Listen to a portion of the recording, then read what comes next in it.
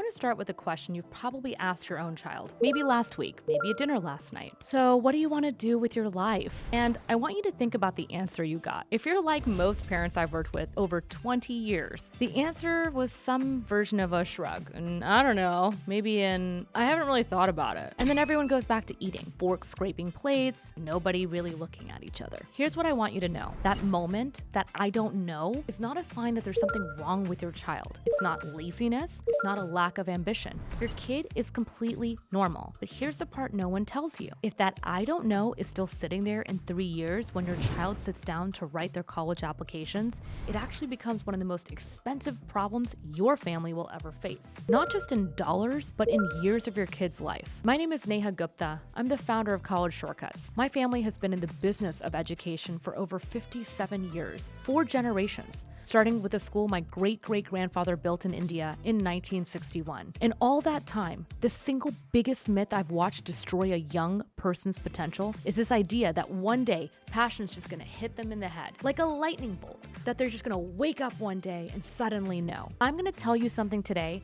that most people get completely wrong. It's not my opinion only, it's actually that researchers at Stanford and Yale have proven it in a real peer-reviewed study. I'm gonna walk you through it. Passion is not discovered, it is built. And once you understand how it gets built and why the standard advice you've been given is quietly hurting your kid, everything about their future is going to change. Today, I'm going to show you the actual science. I'll tell you why follow your passion slowly is genuinely bad advice. And I'm going to walk you through the exact 4-step method. I'll show you what it looks like for 4 different kinds of kids so you can picture yours. And I'll tell you about 3 real students who said, I don't know in 9th grade, and they ended up at Wharton, MIT, and top programs. At the end, I'll give you 3 things you can do this week. So grab your cup of chai, this one matters, and let's go ahead and get into it. Let me take the pressure off you first and off your child. If your child doesn't know what they want to do, they're not behind, not broken, not lazy. They are statistically completely normal. Here's the data. Depending on the study, somewhere between 20 and 50% of college students start college, actually enrolled, paid tuition, still undecided. And roughly 3 out of 4 college students either start undecided or change their major at least once before they graduate. Let me give you a sense of what that means. The majority of students who think they know change their minds, and up to half don't even pretend to know where they start. So the I don't know at your dinner table, your child's the majority, the vast majority. I say this because I want to release you from a specific guilt. I see it all the time.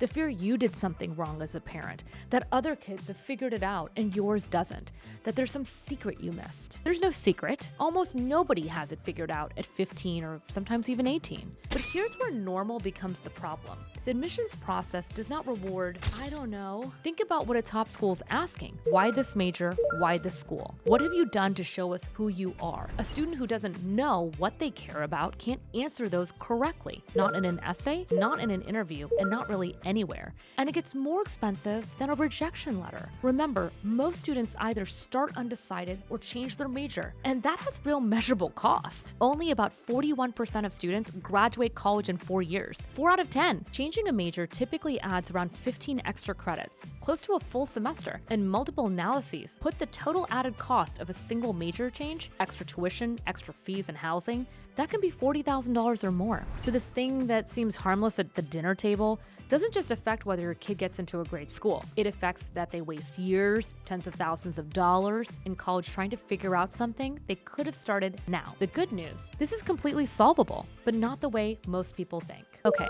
this is the most important chapter in the video, so stay with me. If you go online, ask a counselor, read parenting forums, you're gonna get the same version of this type of advice. Don't force it. Let them explore. 1 or 2 interests maybe. It'll just come naturally to them. And honestly, I understand. It's gentle. It takes the pressure off, and it sounds wise. But I've watched it fail hundreds of times, and now I can tell you it's not just my experience. The research says it's wrong. So let me tell you about the study. In 2018, Paul O'Keefe at Yale, working with Carol Dweck and Gregory Walton at Stanford. Dweck is one of the most cited psychologists alive. The researcher behind the whole idea of growth mindset published a set of 5 studies in the journal Psychological Science. And what they found should change how every parent thinks about this. They discovered that parents hold 1 or 2 beliefs about interests. The first is a fixed theory, the find your passion mindset. The belief that passion is something preformed, buried inside you, and your job is to discover it. And once you find it, it's effortless. It motivates you endlessly, no obstacles. The second is a growth theory, the belief that interests are developed, cultivated over time through effort, exposure, grit, and persistence, and that sometimes it's going to be genuinely hard. Now, here's what they did in these studies, because it's fascinating. In one, they took students who identify as either techie, interested in science or techie, or fuzzy, interested in arts and humanities.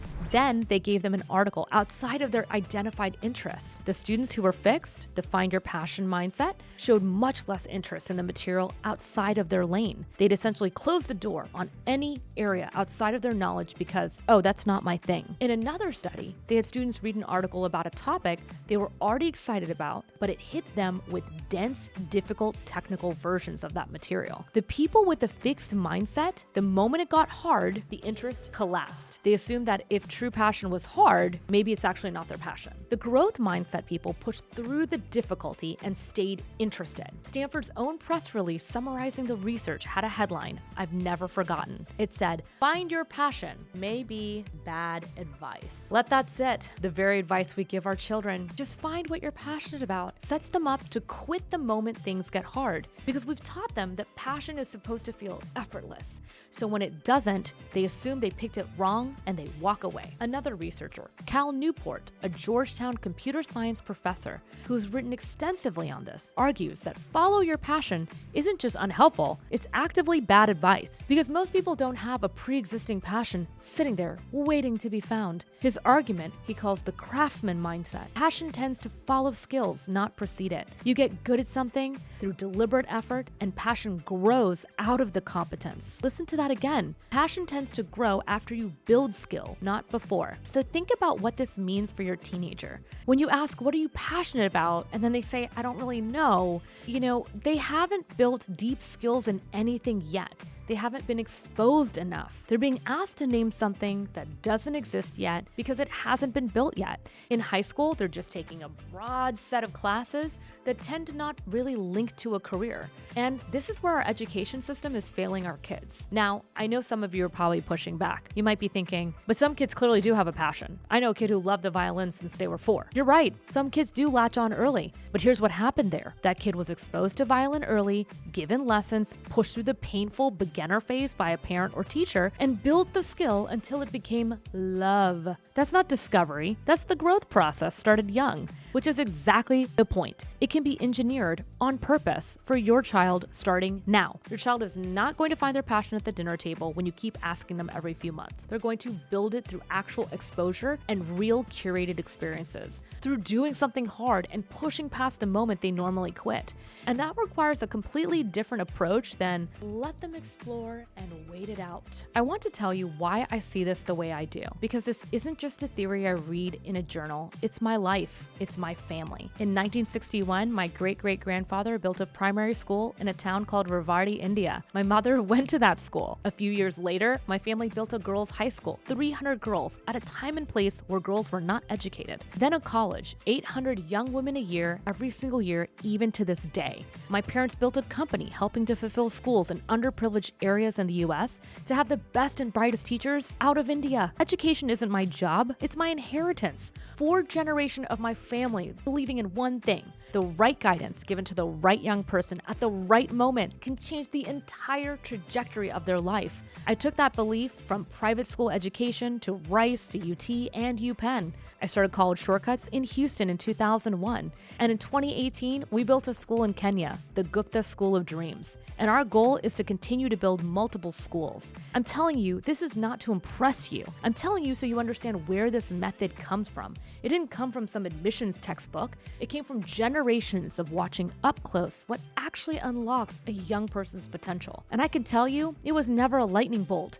It was never waiting. It was exposure, guidance, someone who believed in that person and standing right beside them. Now, let me be honest about something more personal, because I think you've earned the real version, not the polished one. I did not have this growing up. I was the daughter of immigrants. My parents were brilliant, hardworking people who moved here from India and gave up everything they had to give me a shot. and they had no idea how this American system worked. None. How could they? Nobody ever showed it to them. So they gathered what they could from friends and families around them. So my high school years, they were hard, really hard. My parents and I screamed at each other, fighting, doors slamming. It was one of the worst periods of my relationship with them because we were all terrified and none of us knew what we were doing. Stressed to the max. There was one night, I still think about it today. I was 17. My high school counselor had told me flatly, hey, based on your list, you may not get in anywhere. And even though I was at the top of my class, even though I would go on to speak at my own graduation, I didn't say anything back to her. I just nodded, I walked out, and that night, before an AP exam, I had a full-blown anxiety attack. The kind where your chest locks up, you don't even know if you can breathe,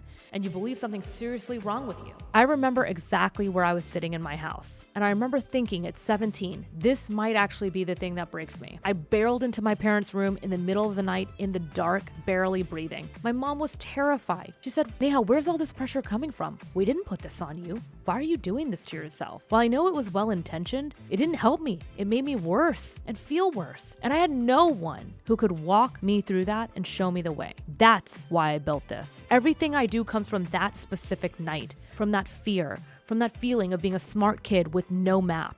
And here's what I learned the hard way, years later, looking back. The kids who make it aren't the ones who found their passion by accident. They're the ones who had someone help them build it on purpose, and someone there for the dark nights of the soul and that self-doubt. I need to say something that might sound strange coming from someone whose entire career is helping kids get into top schools. A few years ago, I gave a TEDx talk. The title was, Is Achievement Killing Us? And I want to talk about that, because if you're the kind of parent watching a long video about your child's future, you need to hear it. Some numbers first. From the CDC's most recent national survey of high schoolers, 4 in 10 American high school students, 40%, report persistent feelings of sadness or hopelessness lasting 2 weeks or more. 1 in 5 teens have a depressive episode just in the past year. And in national surveys, roughly 2/3 of teenagers report feeling real ongoing pressure to get good grades. Staggering numbers. And I see the human beings behind them every single day. Here's what I see happen, especially in high-achieving families, and especially in immigrant families. And I say this with deep love because I come from one.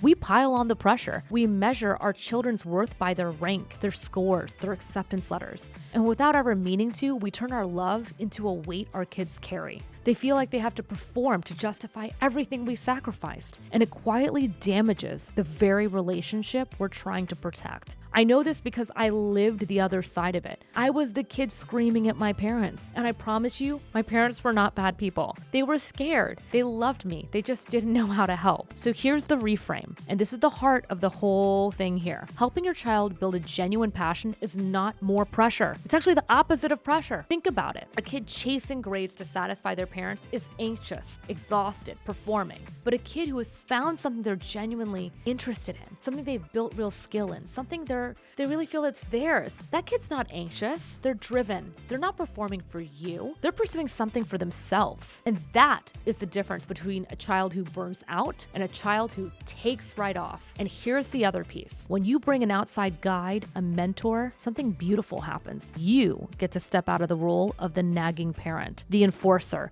the one nagging about homework and deadlines and majors and all the things. You get to go back to being the one thing your teenager actually needs, which is the parent. No one can replace you. I cannot tell you how many parents have told me months into working with us that the best part wasn't the acceptance letter. It was they got their relationship with their kid back. And that, parents, as a parent myself, is priceless. Okay, let's get concrete. If passion is built and not discovered, how do you actually build it? One more piece of evidence first, because I don't want you to just take my word for it. There's a widely cited meta-analysis, a study of studies that pulled results from roughly 70 youth mentoring evaluations covering tens of thousands of young people. Across the board, it found a measurable, statistically significant benefit of having a mentor on academic, psychological, and behavioral outcomes compared to similar kids without one. Separately, a national survey of young adults commissioned by the group Mentor and built on a combined base of over 70 program evaluations found that young people with mentors reported higher educational attainment, better school performance, and stronger economic outcomes later in life than those who never had one. And one specific consistent finding across the mentoring research, relationships that last 12 months or longer produce meaningfully stronger results than short-term one-on-ones. More important and more improvement in academic confidence, reduction in risky or avoidant behavior, and more of everything we actually care about. This is the Simone Biles principle, backed by decades of research. Do you think Simone Biles got to the Olympics without a coach? They didn't. And your child trying to build a future without a guide? That's like sending an athlete to the Olympics with no coach and just hoping. So here's the method. 4 steps. Step 1, we dig. Before anything else, a deep dive into who the student is. Real personality and psychometric assessments. Their natural strengths, their instincts. What do they gravitate towards when nobody's watching? And there's no grade attached. The vast majority of schools completely skip this. And it's the single most important step. You can't build a passion on top of someone you don't understand. Step 2, we expose and we ideate. We put real ideas, real problems in front of that student, not hypothetical classroom exercises, actual problems in the world. And we brainstorm projects that sit at the intersection of what they're naturally good at and what the world needs. This is the exposure the research talks about. This is how a growth theory interest gets sparked. Step 3, we build something real. This is the part that changes everything. Every one of our students creates a real-world masterpiece project and researches and writes a paper as well in their field with their name on it. Not hypothetical, a real thing out in the world that they made. Because remember Newport's finding? Passion tends to grow after you build a skill, and this is where the skill gets built. And where I don't know starts turning into, actually, I really care about this. And step 4, we're gonna coach you through that hard part. The moment you push a teenager outside their comfort zone, the doubt shows up. The imposter syndrome, that I can't do this actually. And remember the Stanford and Yale study? This is the exact moment the find your passion kid quits because they think if it's hard, it may not be for them.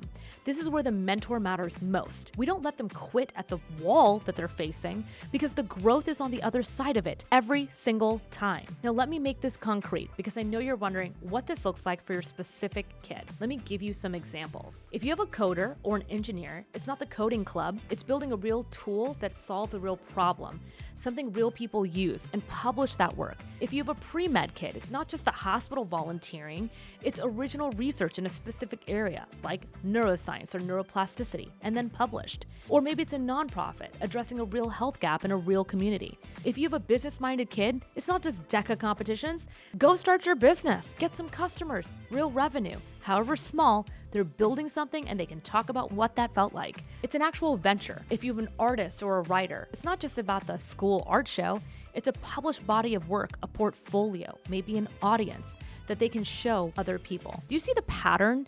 In every case, go deeper than the school allows. Build something real and be able to point to impact. Dig, expose, build, coach, scale. That's how you build a passion on purpose. And that's how you build a college application that a stranger remembers 3 weeks after reading it. Let me make all of this real. 3 students, and notice every single one started exactly where your child might be right now. Rhea. When Rhea came to us in 9th grade, her dad told me something I'll never forget. Every single time he asked, what does she want to do with her life? The answer was, I don't know. Sound familiar? So we started digging. Personality assessments, real conversations about what she gravitated towards, not what she thought she was supposed to say. And we uncovered a genuine interest in marketing and entrepreneurship. Then we built. She wrote a research paper on how 2 major food companies survived corporate crises where people died eating their food. And then she launched her own marketing agency for restaurants. Did she want to quit? Yeah. Around month 3, she hit doubt. The imposter syndrome, the moment where it got hard and she said, maybe it's not worth it. Let me just stop. That's the exact moment we talked about. Her instinct was to read that difficulty as a sign, said she did something wrong, to find your passion trap happening in real time in a 15-year-old's bedroom. We didn't let her walk away. We coached her right through it, one conversation at a time. Rhea got into UPenn, Wharton, UT Austin Business Honors, and Babson. Her top 3 choices, from I don't know to Wharton. Neil was in 8th grade, passionate about coding and building things. Now, a lot of parents would say, great, let him code, let him see where it goes. That's the let them explore approach. But we helped him build a channel that created real interest for a real community service project, using his coding skills to solve an actual problem in his own neighborhood with a mentor who is a coder. He raised money. He learned to lead a team of children. He wrote a technical paper about what he'd built and published. There were nights his mom told us that he wanted to walk away. But it turns out building something real is a lot harder than being a member or joining a club. Somewhere in pushing Pushing through that, the coding stopped being a hobby, it became an identity. He wasn't a kid who liked computers anymore. He was a builder. By the time Neil applied to college, it wasn't a list of clubs. It was a story of a builder who started at 13 and never stopped. And then he got into MIT. Maya's interesting because, unlike the others, she thought she knew what she wanted to do. Pre-med, absolutely certain. She was doing what a million other ones were doing, like HOSA, AP Bio, volunteering at the local hospital. Her parents were smart enough to recognize that she was kind of doing everything the same as everybody, and it was a template. So we went deeper. We helped her get into fiercely competitive summer programs, some with acceptance rates under 1%. She published real research in her field. She started a nonprofit, and through that process, something shifted. She went from being someone who wanted to do pre-med to a young woman with a genuine, specific mission in medicine for women's health and policy. This is what shifts everything. That's when an admissions officer can feel in 8 minutes of reading. Maya got into UPenn Vagelos, one of the most selective in the country. And today, she's choosing between Harvard or Stanford for medical school. And of course, we just got her brother into UPenn as well. 3 students, 3 versions of, I don't know, I think I know, but I'm not sure. 1 method. None of them found their passion, all of them built it. So if you're recognizing your own child in these stories, here's what I want you to take away. Practical and clear. First, your teenager is not behind. They just haven't been given the right exposure yet and the right mentor. The I don't know isn't a character flaw. It's the natural state of a young person who hasn't built deep skill in anything yet, and that's fixable. Second, stop waiting for the lightning bolt. The research is clear. Find your passion is unhelpful. It teaches kids to quit when things get hard. Your child will not wake up one day and suddenly know. Passion is built on purpose through exposure and effort, and someone who won't let them give up. Third, the cost of waiting is real. Only 41% graduate in 4 years. That's $40,000 more. And let me tell you, my program costs a lot less. Years of a young adult's life spent wandering. Building this early isn't an expense, it's an insurance against a much bigger one. And fourth, you don't have to be the one doing this. In fact, honestly, you shouldn't be. I say that with love as someone who was the screaming teenager at the kitchen table. The research on mentorship is consistent. A guide who isn't your child's parent can reach them in ways you simply can't. Parent to parent here. Not because you're not capable, because you're the parent and the emotional dynamics get in the way. That's not failing, it's human. The best thing you can do right now, take the pressure off yourself. Take the pressure off them and get the right guidance early with college shortcuts. Whether that's with us or not, just start the process. Start digging and get that exposure. Don't wait for the lightning bolt. Build something better instead. Before I let you go, 3 things you can do this week, no matter what grade your kid is in. 1, have a convo with your kid where you don't mention grades, college, or even the future. Just ask what they've been enjoying lately. Maybe it's a class, a video, a project, a blog. Get genuinely curious about why. You're not looking for their life's passion, you're just gathering information, maybe a thread to pull in the story. 2, pick one thing your child is even slightly interested in, and this week, help them go 1 layer deeper than school allows. 1 layer, maybe it's a book, a documentary, an online course, a conversation with someone who does it for a living. You're testing whether exposure creates the spark. That's the whole growth theory principle in action. In your living room. 3, notice the wall. The next time your child gets frustrated and wants to quit on something, a hard class, a project, an activity, don't let them quit. Just help them take one more step. Because remember, the wall is exactly where passion either dies or gets built. And your job isn't to push, it's to stand beside them while they climb it. That's it. 3 things this week. Now the summary you can keep. Your teenager saying, I don't know, is normal. Most students either start college undecided or they change their major. But it gets expensive if it's still there at application time. Passion is not discovered, it's built. Stanford and Yale's research shows the find your passion mindset makes kids quit faster, not find their calling faster.